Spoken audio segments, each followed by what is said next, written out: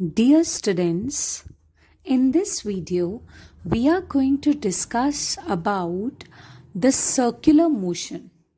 Okay, we know that whenever a body is moving along a circle, then it is changing its direction continuously.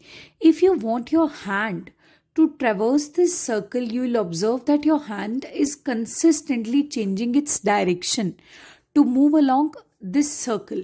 So if it consistently changing its direction, then it will be requiring a force to change that direction, because according to Newton's first law, any body, any object which is in its particular state of rest, motion, or of or in a particular direction, that object cannot change its state unless and until you apply an external force over that object.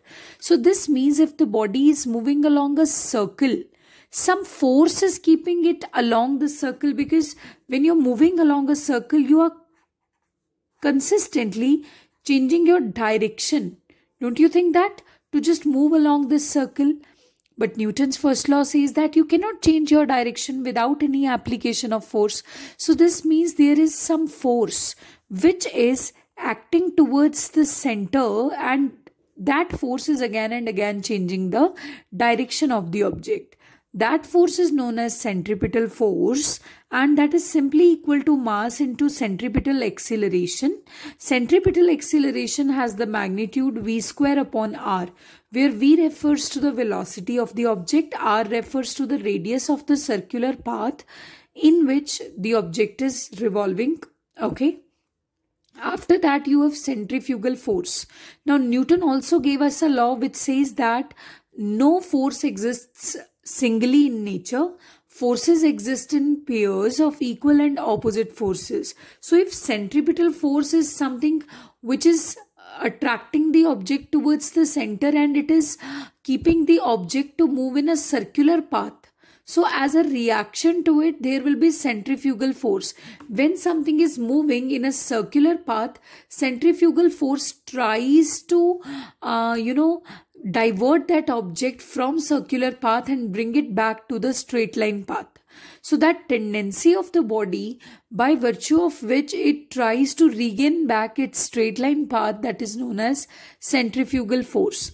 Now we will discuss centripetal force, centrifugal force, and the applications of friction in maintaining a circular motion. Always remember, centripetal force needs some agency to work.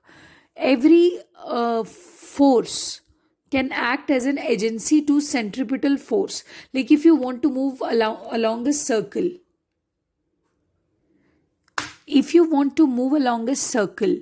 then you need some agency that can keep a particular thing in a circle. Like if I am having a string towards and at the one end of that string one stone is attached, and I am just revolving that string so that the stone is moving along a circular path.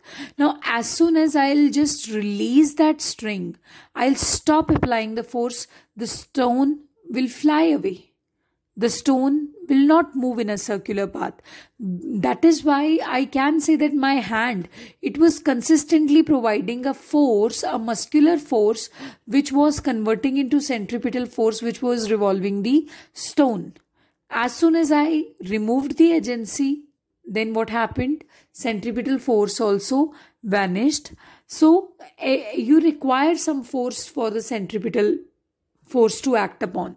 For example, due to the gravitational influence of sun, planets are revolving, so they are requiring a centripetal force. But what is providing that centripetal force?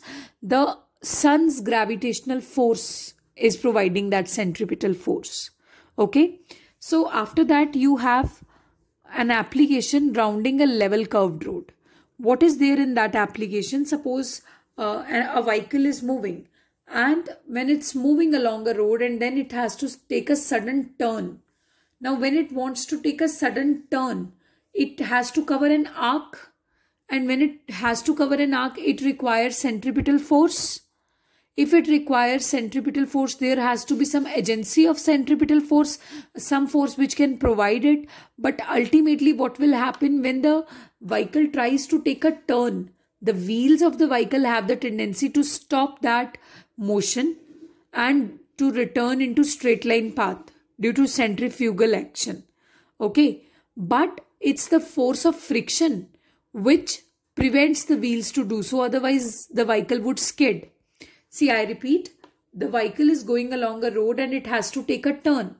When it wants to take a turn, what's going to happen? It requires a centripetal force. When it requires a centripetal force, then as an action, there is a reaction also.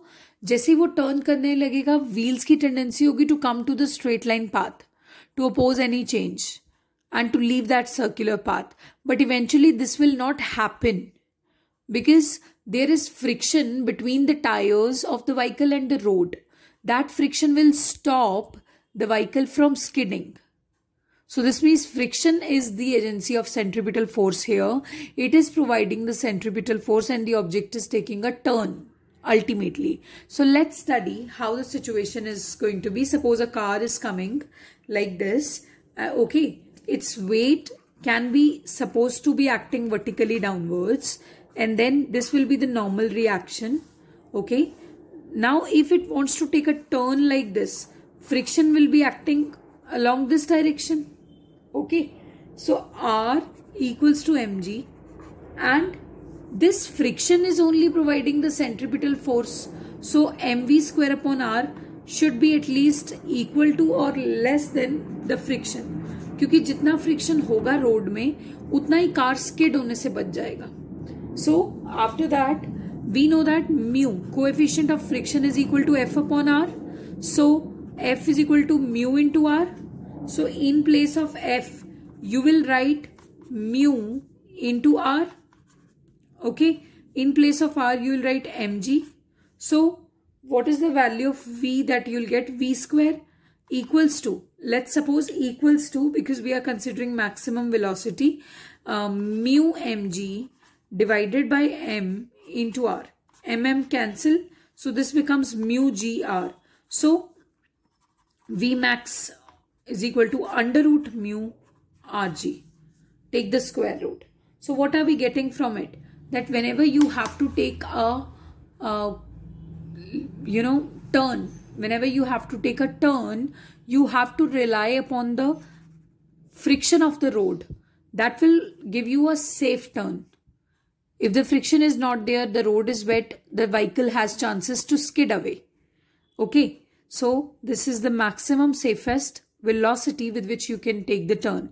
But there is one problem. In this derivation, you saw that if mu is 0, coefficient of friction is 0, then velocity is also 0. That means the vehicle does not have any safe velocity to take a turn.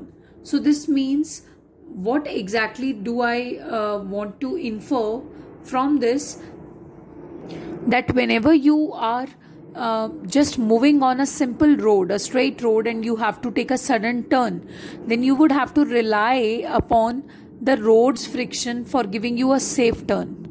If the friction is not there, then the safe turn is not possible. But how can you control friction? You cannot. Because even if you have taken 3 turns successfully, it might be the case that 4th turn is not that safe. The road is very wet. Okay, the road is very slippery and the friction is less. Then what will you do? So in the next derivation, we will learn a man-made factor which can control the turning of a vehicle. Like, you have a simple road here and you rely upon friction only for a safe turn.